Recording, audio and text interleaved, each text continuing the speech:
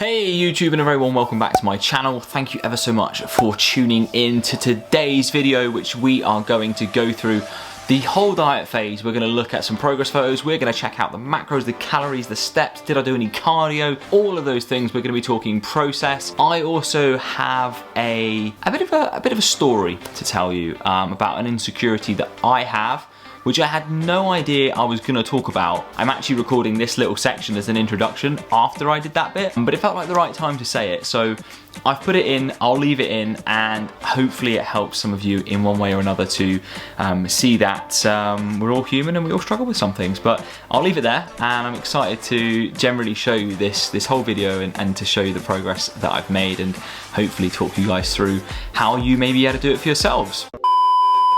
If you're wondering what this plaster is, I was mauled by a vicious tiger before I started this recording. I sounded far too serious. I actually didn't get mauled by a tiger. I was actually playing with my cat, and he has this little toy that he plays with, and I was waving it around like this. I got distracted and he jumped and clawed my face quite nicely, but no harm done. He didn't mean to, bless him. If he could have said sorry, I'm sure he would have done. So the first thing on today's agenda is some thank yous. I would like to say a huge thank you to some people. I'd like to say a massive thank you to Kayla, a massive thank you to Matt, a massive thank you to Vanessa, a massive thank you to Lewis, and anybody else who watches the YouTube channel. I've specifically named these people because they have recently messaged me to say that they've been really enjoying the videos. They've currently, been commenting on things or writing to me, things like that, and I just want to say I massively appreciate it.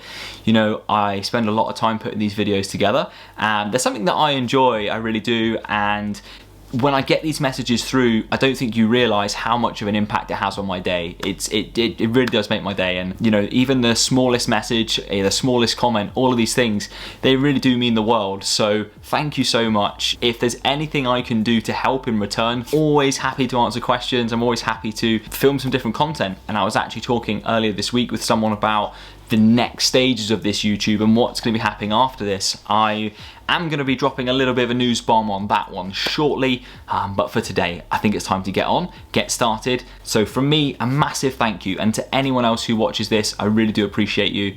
Let's get stuck in. Right, let's have a look then. So behind you I have all of my information, which I'll bring up on the screen for you. Now we're going to go through the calories, the steps, all of that stuff that I went through in week 13, just again to really round off the whole process and show you in one kind of flash what I did, how I did it, and obviously what that led me to. In terms of the progress photos, I have put them in. They will be here in a couple of videos as well, but I've not put them first because they didn't come first. What came first was the work, the commitment, the dedication, and the process. So we are going to go through that first so I can try and set an example of how we do this, because it's like I say to my team, one thing comes before the other, and it doesn't work the other way around, okay? So the progress doesn't come and then you think, okay, cool, I've got progress, I'm gonna work. You gotta work first, you gotta do the things first, then you get the progress. So first and foremost, we're gonna have a look at nutrition. Now, nutrition actually didn't change at all. I went through this in week 13, but essentially I'd taken my calories down to 1850, and other than having a few lower days where I was able to eat a little bit less, the calories were exactly the same when I re-entered the block. I didn't need to change anything. I was losing at a fantastic rate, and if something's not broken, there's no point changing it. In terms of the macros, again, no change in calories, so no change in macros. I tried to keep my protein as high as possible, so it was flirting between 190 and 200, which obviously, as the diet phase progressed, it went from being about 1.1 grams per pound to closer to kind of 1.2 as we went along, but nothing's really changed there. So in terms of the macros then, 190 to 200 roughly grams of protein per day. Then I had around 40 grams of fat, which was usually kind of like 25 to 30. And like I said in my last video, not something I recommend. We want to have a minimum of 0.3 grams per pound for fat. But for me, it works, it's fine. I didn't have a problem. And so, yeah, I was happy eating slightly lower and I was comfortable with that. Then the remainder fill up with carbs, and that's the one macronutrient which I will sacrifice if I'm trying to lower carbs or calories, on one day. So on those days where I ate slightly less, it wasn't slightly less protein, it wasn't slightly less fat, it was slightly less, or slightly fewer I should say, carbohydrate. So as you can see now, with Bodyweight, I went at a super quick rate. It wasn't what I intended to do. If you look at the original video I made, the very first video, you'll know that I said I want to try and get there within 18 weeks. If I can get down to 160, that would be great. And I just flew through it. It wasn't necessarily intentional. I set the calories up to a reasonable rate. That was just so easy, it felt like I wasn't really doing anything, so I increased it, and that's when I started to obviously see massive amounts of fat loss, and obviously the pounds really did come off. If you look at this chart, which I'll put up now, you can see that the highest weight, and I've put it as 184.25 because, as I've said before, that was the weight that I hit on the Friday. So on the Friday before I started, I was kind of that week, and obviously across the weekend, I kind of lowered my calories, I think, subconsciously. I started tracking a bit more accurately, those kinds of things, and that led to that couple of pounds of fat loss, or weight loss, I should say, during the weekend. So when I started on the Monday, I was 182.75, I believe, but I think I probably started early because I didn't get such a whoosh in the first couple of days. So anyway, that was the highest weight I started with. The lowest weight I got to was 160.25. I got that on one of my days, and that was the lowest weight. The lowest average, I think, was 161.25. So the average obviously is slightly higher than the lowest weight because not all my weights were 160.25, but that was the lowest. And then I'm back at maintenance now. I'm flirting between 162 and 162.5. I just keep bouncing in between those. So maintenance has been solid so far. Hopefully it continues. So a quick recap then, I did 5 sessions a week. I did a lower, a push, a pull, a lower, and then an upper push pull. Simple. I did no cardio. I literally did none, and if you followed me at the start, you'll know that I started playing rugby on a Monday night and I stopped that. So if anything, I did less. The only thing I did do was I took my step count from 9 to 10k, and I finished with it being around 11.5k per day. It's the only cardio I did. I didn't do anything else. So a lesson in trust and science. I mentioned this last time and a few of my clients asked me about it, and that was the whole ordeal regarding maintenance and what happened over that weekend. So the first thing I want to mention is it was a planned refeed weekend. I was at maintenance anyway. I knew that I was going to be going out for meals. I knew that there was going to be higher calories involved, and I knew that, generally speaking, I didn't want to track and I wanted to take a very relaxed approach to the weekend. Now, my version of a relaxed approach to the weekend is pretty much eating the same food I was eating anyway, but I don't tend to over-concern myself with the calories that are going to be coming from the meals in the evening. So I will leave room for those, but I won't be one of those people who's like tracking each and everything they're eating out. I'll just say, right, I'll leave 700 calories for dinner. That'll do me fine. Now, as it happened, I ate far more than that, it would seem. And these are my weights for that week. All right, so in week 12, 168, 166, 166.5, and then my lowest weight, which was on the Friday, 164.75. And as I've said, the weight loss tends to be far more as a result of us relaxing during a maintenance week, and as a result of that water coming off. It won't have been that I was in a deficit during that week. So as you can see, 164.75. Then on the Monday I weighed in at 170. All right, so actually on the Saturday I weighed in at 165. So on the Monday I weighed in at 170. That's a 5 pound gain. I actually think I said it was a 4 pound gain, but when I looked at this earlier when I was putting this together, I realised it was actually 5. So a 5 pound gain over the weekend. Now we know that for a calorie surplus, we only need 100 to 200 calories. And for a calorie deficit, we need around 500 calories per day. That 500 calories per day times 7 is 3,500 calories, and that will elicit a pound or half a kilo of fat loss per week. So if we know that in a pound of fat or a half a kilo of fat, there is 3,500 calories, if weighing in at 170 was legitimate fat weight, 5 pounds of fat would equate to 5 times 3,500, which is 18,500. I would have had to have eaten on Friday. Oh no, because I didn't even go out on Friday. I would have had to eaten on Saturday and Sunday 18,500 calories in a surplus of my maintenance. My maintenance being roughly 2.9 to 3k. So I'd had to have eaten 11,000 calories on both days. Did I do that? No. And this is where logic and science come in. Logic dictates that this was an impossible thing to have happened, which then plays into the whole frame of mind, or the thought process that, okay, this can't be all fat. Now, if you follow me on Instagram, you will have seen me say on the Monday. I'll see if I can find the clip, because if I can, I will replace what I'm currently saying with a clip. Hey folks, quick update from me. So I finished my diet block last week. I went to maintenance for the week, and then I'm starting again this week. So back to week 1. This is week 13 of the diet. So the update I've got to bring you is this, because I thought it would be quite helpful for some people to see. So I finished my diet at 164.75. I finished my week at maintenance at 166, and I weighed in this yesterday morning, Monday morning, at 170. So over the weekend, I gained 4 pounds. Now, for most people, that's going to be quite a difficult thing to see on the scales, because you're going to see that and you're going to freak out. You're going to get anxious. You're going to wonder what the hell has happened, and you're going to think, I've gained 4 pounds of fat. However, to gain a pound of fat, you need about 3,500 calories. 3,500 times 4 is 14, so 14,000 calories. You need to have been in a surplus of 14,000 calories to have gained 4 pounds of fat over the weekend. Is that likely? No. That means I would have had to have eaten 10,000 calories nearly on both days. It's ridiculous. Never going to happen. So the point is that in all of this, it's important to look at logic and science and go, okay, well, realistically, what did I do? If I'm being honest, I probably did eat over my macros over the weekend. We had a lot of celebrations, meals out and things like that. And I didn't track. Generally speaking, I had some really enjoyable foods and I had a great time. So I would say probably a pound of that is probably realistic, and should find out by the end of the week, because my theory is that it'll drop off and I'll be probably weighing in at about 165 at the end of the week, which is roughly where I want to be. And then obviously the next few weeks I'll really start to chew into that. So most of what I've got is most likely water and glycogen, so we'll see that rub off. I mean, I already lost 2 pounds from yesterday. I weighed in at 168 flat this morning, so that's 2 pounds already gone. And I think by the end of the week, I'll probably be another 3 down. So we'll see. But the main point of this message is to say that don't freak out, because stressing out is only going to keep that weight on. Relax, use logic, and move forward. Problem is that most people would get this weight here at 170 and go, I've completely fucked it. I should just give up. I clearly can't do this. Please don't give up, okay? Don't give up. You don't need to. We just need to go back to what we were doing, because what we were doing was working, okay? The reason you lost all that weight in the first place was the hard work and the commitment to the program that you were doing.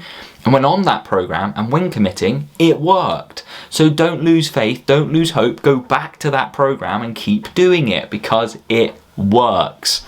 So don't give up, stay the course. Now, as you can see, my weight did come down, and on the Friday I weighed 165, and on the Saturday I weighed 163.75, the lowest weigh-in of the whole block. And actually, if you look at that, that's like 7 pounds of loss that week. On the whole, what I'm trying to show you with this isn't, hey look, you can gain loads of weight over the weekend, don't worry about it.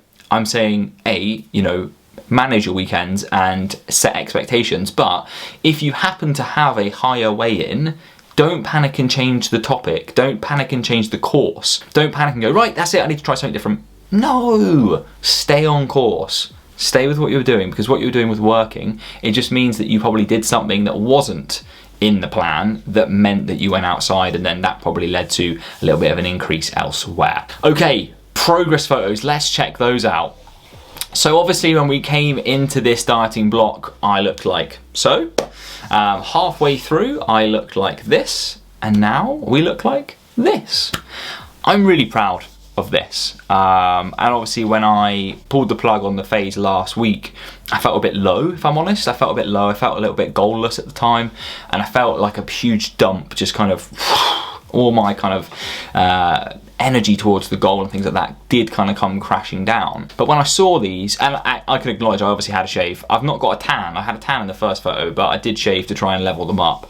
I was really quite proud, and I know when I came into this that kind of conventional wisdom says if you're going to diet into competition, you probably don't want to lose any more than kind of 10 to 15 pounds, sometimes 15 to 20 pounds, depending on your starting point. And I was obviously at that kind of 24 mark when I finished. Now, these progress photos on the right were actually taken this week, so I'm actually back at maintenance now, so I'm actually carrying a little bit more water and a little bit more glycogen than I was last week. I was a lot drier and a lot leaner, but the photos I took, my camera decided to turn into potato quality. I'll put them up here so you can see for yourself, but I definitely do look a lot leaner there, but maybe not quite as full. But as I am deloading this week, these are really quite accurate photos because I don't have a pump. I'm pretty flat, to be honest. I'm just quite lean, and tensing as hard as I can. To be honest, I was giving it all I had. So yeah, really chuffed with this. From the front, very, very happy. And then obviously from the back, I think my back is got pretty diced, so I'm very, very happy with that. And actually the video, which I'll put up, that you can see, I'll put it up somewhere here, just of the flex really, and I think this is probably one of my better poses. In terms of the fat loss, I don't tend to carry much fat on my upper back by the looks of it, whereas I do carry a lot on my legs. So the next thing, and this is the final thing I'm going to touch on, and this is a bit of a personal win for me, and it isn't actually anything that I've discussed on Instagram or on YouTube before, but I will discuss it here with you now because I think it's important to make these things come to light. And actually, I didn't see the importance of this until I was journaling, and I actually suddenly realised I was writing these things down. I was like, wow, I actually am really proud of this. Maybe I'll share because somebody else might feel like this. I did a photo shoot last year, and in that photo shoot that I did, you will notice there are no photos of my legs. There are photos of me in shorts, and there are photos of me doing movements like deadlifts and squats, but there are no active photos of my legs. And the truth is, I used to have very thick legs. I will dig out a photo and show you. I used to do a lot of weightlifting, and I was really proud of my legs. I went through a couple of surgeries, which meant across kind of the 3-year period, I didn't really train them at all. They'd atrophied massively, and I felt really self-conscious. I'm not someone who tends to feel self-conscious about stuff, but I felt really self-conscious about them. And I obviously coach a lot of women, and their main goals are quads, glutes, hams, and I had none. And for a long time, I felt like I was not a fraud. That's kind of the wrong word, but I thought like, obviously I have good knowledge and I can appreciate that, but why would people work with me if my lower body doesn't look like maybe a lower body that they would aspire to? Or, you know, they look at me and go, well, he doesn't have good legs, so why would I work with him? And I did get very caught up in this for a long time. And so the big win for me here is, especially in this photo, was to see actually how proud I was of the growth that I'd put in, which was one thing, but two, to take the photos of that area.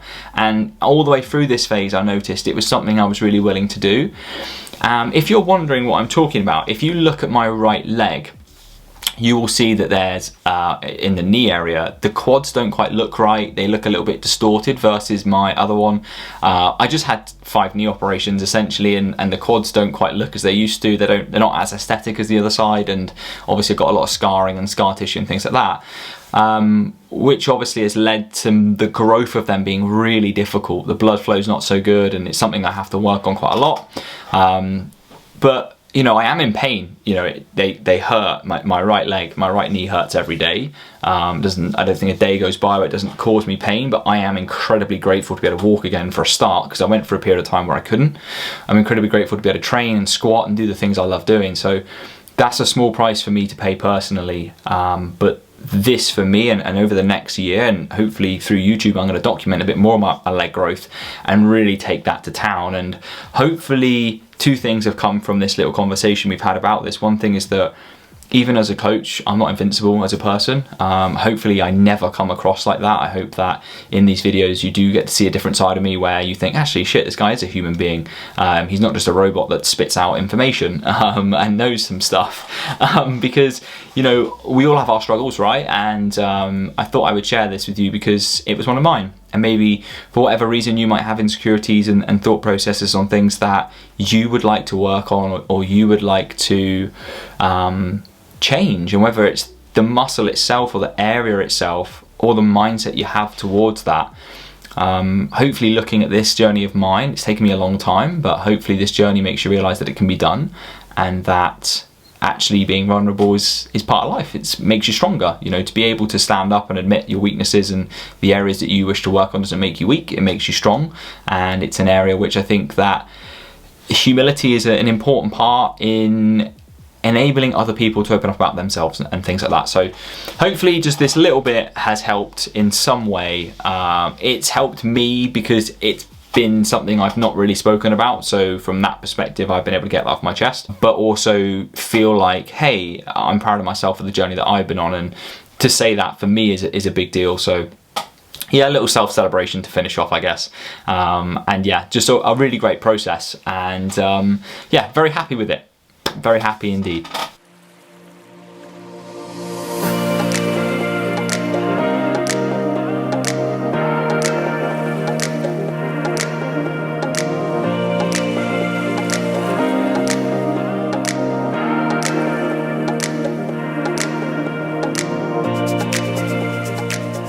Right folks, that pretty much rounds up for today. I always intend these videos to be really quick, and they always end up being like 35 minutes, and I've got to edit loads out. I want to say again a massive thank you for watching these. I massively appreciate you and the time that you take. Hopefully you've learned some stuff, hopefully these are valuable, assuming if you're still listening to this, probably is. And of course, as always, if there's anything I can do to help, please let me know. Take good care of yourselves, much love, all the best, and I'll see you next time. Take good care, bye bye.